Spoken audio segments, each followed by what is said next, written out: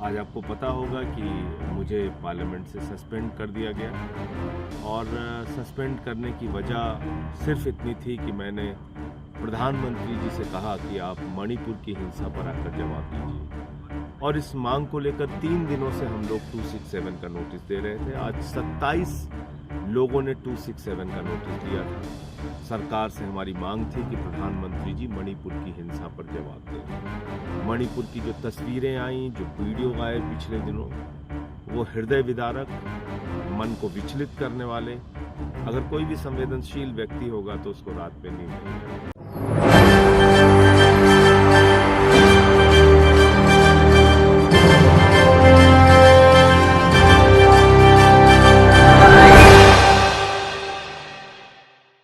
आम आदमी पार्टी के सांसद संजय सिंह को सदन से बाहर का रास्ता दिखाया गया। संजय सिंह लगातार मणिपुर के मुद्दे पर सवाल पूछ रहे थे और मणिपुर के मुद्दे पर सवाल पूछते पूछते वो सभापति के पास जा पहुंचे, जिस पर देखने को मिलता है कि काफी ज्यादा बवाल हुआ और ये कहा गया कि संजय सिंह ने नियमों का उल्लंघन किया है तो उन्हें तब तक निष्कासित किया जाएगा जब तक मानसून सत्र चलेगा। यानी कि आप देख लीजिए कि मोदी कार्यकाल में संजय सिंह निष्कासित हैं, वो सदन में नहीं बैठ पाएंगे। राहुल गांधी की भी संसद की जो सदस्यता थी वो भी छीन ली गई। क्यों? क्योंकि वो भी सदन में सरकार से सवाल पूछ रहे थे। अब ये बात कही जा रही है कि क्या ये जो मुद्दा है, राहुल गांधी की संसद सदस्यता वाला मामला और संजय सिंह का जो मुद्दा, इन्हें निष्कासित किया गया, क्या इस मुद्दे पर अब राष्ट्रपति की तरफ से कोई बड़ा कदम उठाया जाएगा? मैं अपने दर्शकों को 2 खबरें दिखाऊंगा, जिसमें जब संजय सिंह निष्कासित हुए तो उनकी तरफ से क्या कुछ कहा गया वो दिखाऊंगा और ये भी बताऊंगा कि राहुल गांधी की जब संसद सदस्यता चली गई उसके बाद राहुल गांधी का ये कहना था कि संसद सदस्यता चली गई तो ठीक है, लेकिन वो जनता की आवाज को उठाना बंद नहीं करेंगे। पहले संजय सिंह क्या कुछ कहना देखिएगा।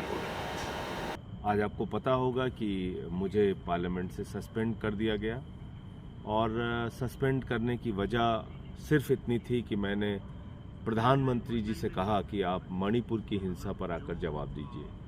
और इस मांग को लेकर 3 दिनों से हम लोग 267 का नोटिस दे रहे थे। आज 27 लोगों ने 267 का नोटिस दिया था।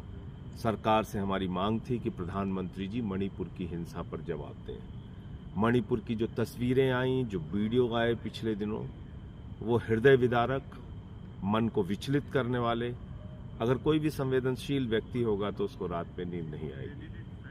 और जब ये बयान मैंने सुना एक रिटायर्ड सूबेदार का कि मैंने भारत माता की तो रक्षा की, मैंने देश की तो रक्षा की, मैंने कारगिल का तो युद्ध लड़ा, लेकिन अपनी पत्नी की रक्षा नहीं कर पाया।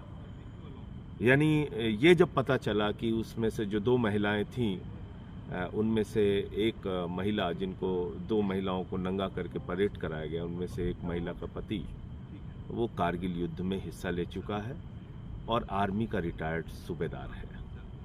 रिपोर्ट आपने देखी और ऐसे में देखा जा रहा है कि संजय सिंह का जो मुद्दा है ना, वो भी राहुल गांधी से जुड़ा हुआ है।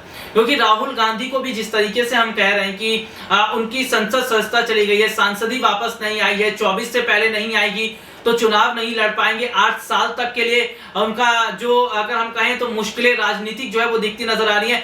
लेकिन क्या अब ये जो तमाम मुद्दे हो रहे हैं, इस मुद्दे पर अब क्या राष्ट्रपति एक बड़ा एक्शन लेने वाली है? राहुल गांधी क्या कुछ कहना देखिए।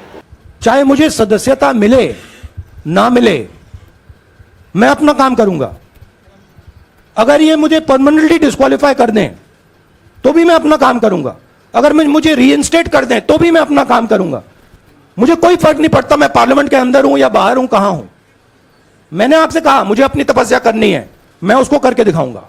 ये रिपोर्ट आपने देखी और सीधे सीधे तौर पर यही सवाल खड़ा किया जा रहा है कि क्या सत्ता पक्ष अब तमाम जो चीजों का इस्तेमाल कर रहा है, गलत तरीके से नहीं है, तमाम सरकारी एजेंसियां, और क्या अब सत्ता पक्ष विपक्ष से डरने लगा है?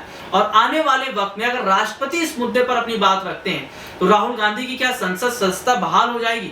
और संजय सिंह जो निष्कासित हुए हैं, क्या वापस से संजय सिंह सदन में बैठेंगे? आप लोगों को क्या लगता है कमेंट करके जरूर बताएं। और फिलहाल आज के लिए इतना ही, आपसे फिर दोबारा मुलाकात होगी, तब तक के लिए इजाजत दीजिए। नमस्कार।